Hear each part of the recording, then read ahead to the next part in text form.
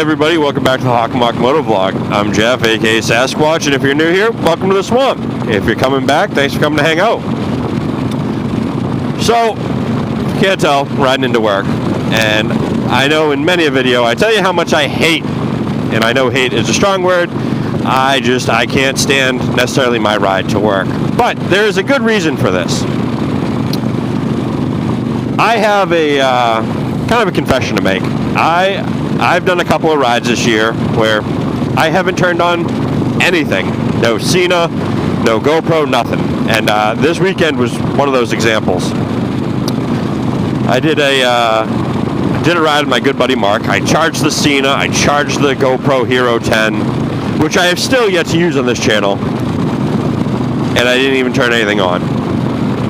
And I just kind of unplugged and enjoyed the ride.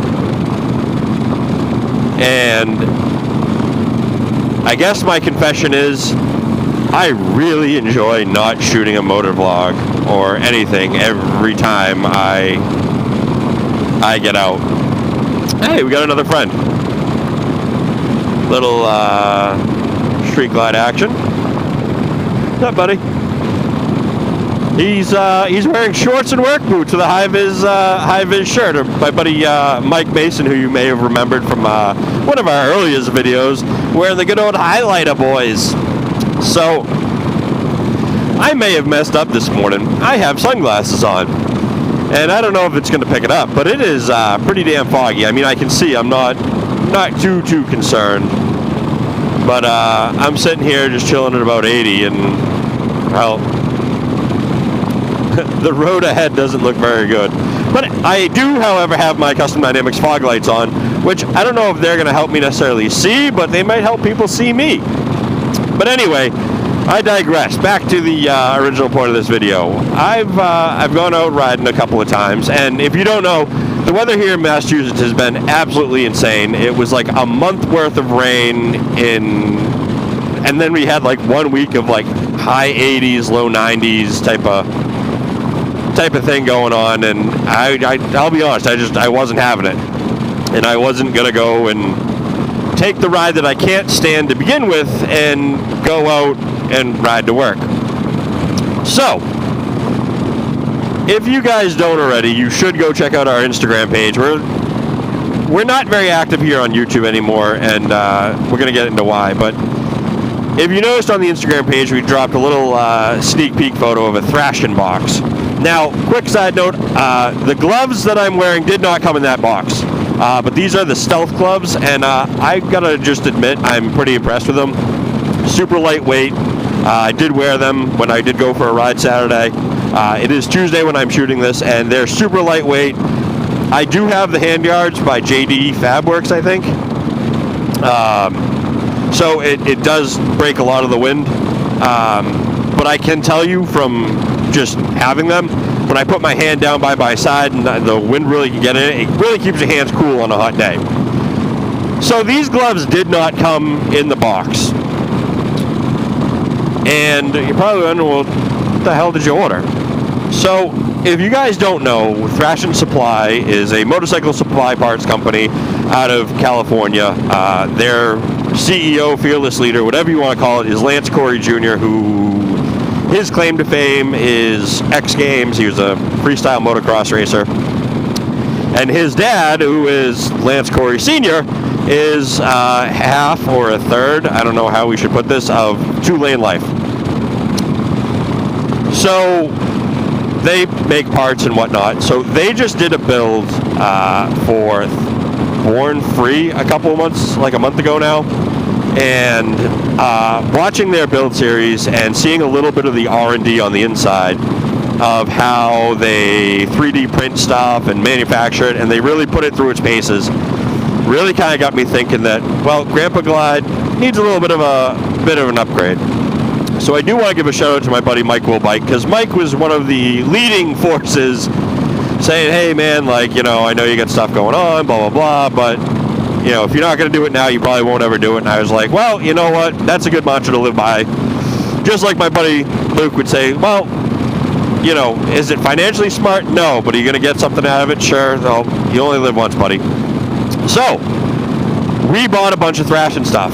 Now, what we were able to purchase were new floorboards front and rear, which is more aesthetic, I guess, than function. I personally don't really have a huge problem with the Harley floorboards, but I am waiting to comment on all of that until I actually get to ride the new thrashing stuff.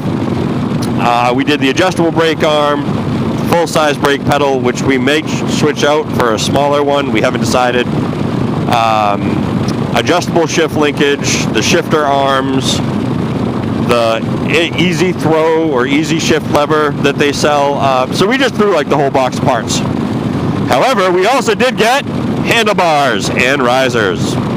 So if you don't know, the bars I am currently running are Spatafor Choppers Twisted POV T-bars in 12.5. And they've been pretty decent bars. And truth be told, the reason I got them is I wanted to be able to view my gauges, and I don't know if the camera's picking that up, but when I originally did this, I was like, oh, I got to be able to see my gauges, you know, for whatever reason, blah, blah, blah.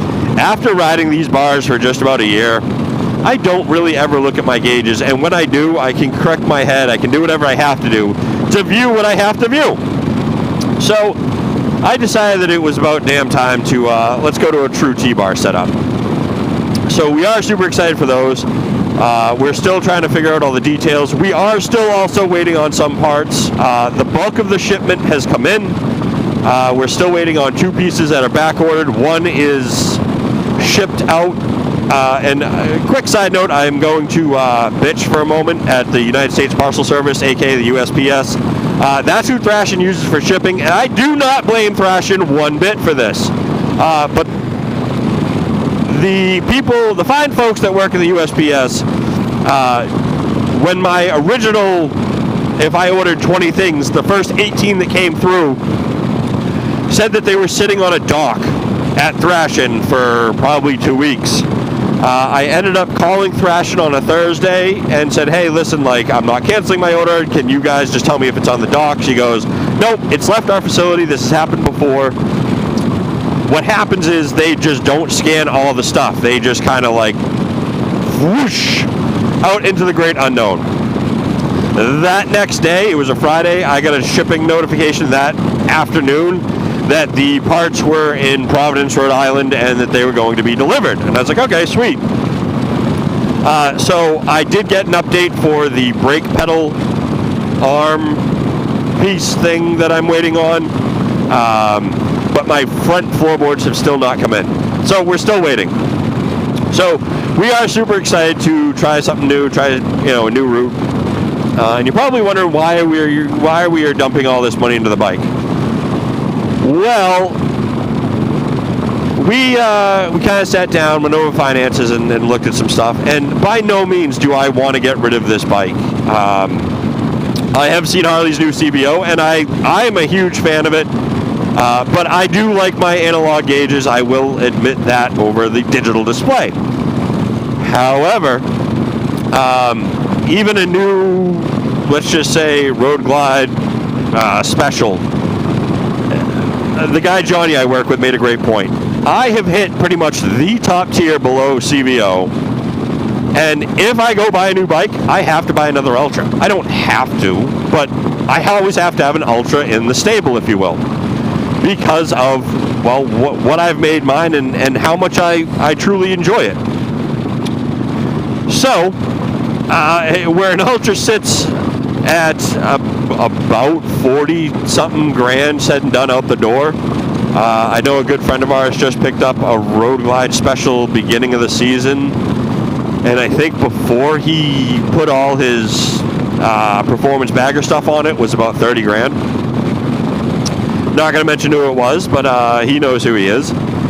And it was about 30 grand. And it was just absolutely mind-blowing and insane to me.